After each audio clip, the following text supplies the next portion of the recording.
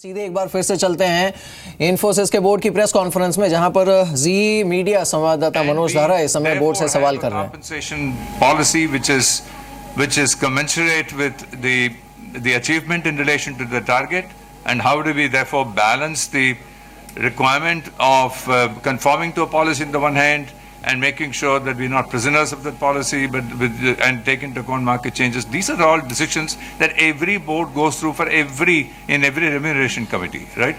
But I don't think that this is the job for all of you to be prejudging. Then we don't need a board. The board's job is just to do that. Hi, this is Manoj Dhara from Z Business. Yeah, please go ahead.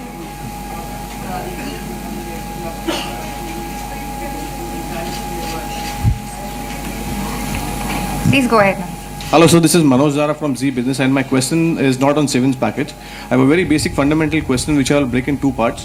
So, given the current difficult environment, where do you, where the earnings growth is not visible going forward as well, how do you intend to reward your shareholders? And point number two is, how do you see your mergers and acquisition activities going forward as well? Given the huge cash pile you have, can we see a bigger mergers and acquisition before a Vision 2020? Thank you so much. Do you want to answer that? So on the capital allocation, as we have always said, the board will from time to time look at the policy, and we did twice the move up from 30 to 40% dividend and then 40 to 50, and we'll consider everything looking at there has been a lot of feedback that we have received from a lot of distinguished people, and when we look out over the next 5 years or so, we have to see what the business environment is like, what are the areas where we need the capital to be deployed.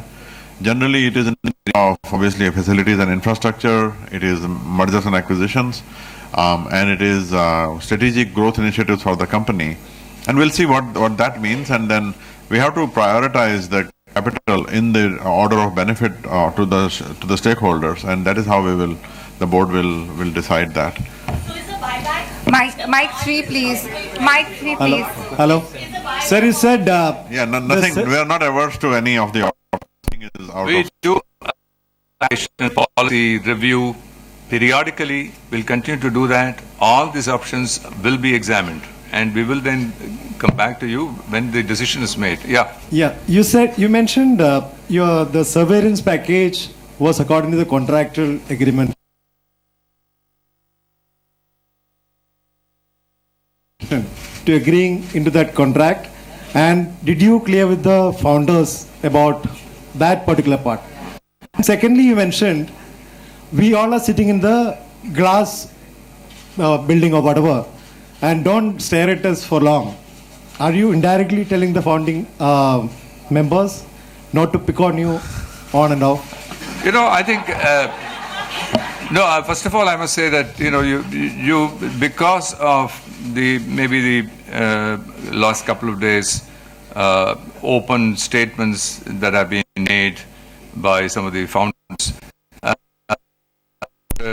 far too obsessed with this. I want to repeat the fact that we work for the entire body of shareholders. That is the fiduciary responsibility we have. Now, there is a class of people, there's the founder group who have built this institution. We owe it to them to listen to them.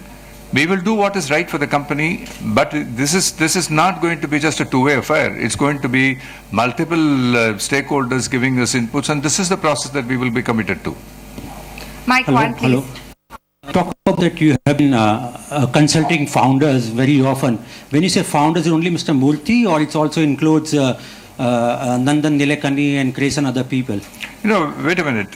First of all, the consultation is the word that I'm using, please understand, is that we get inputs, and these inputs are important for us to take. Now, we do consult with other members of the founders also, and regardless of where it comes from, the substance of what is being proposed is what matters to us.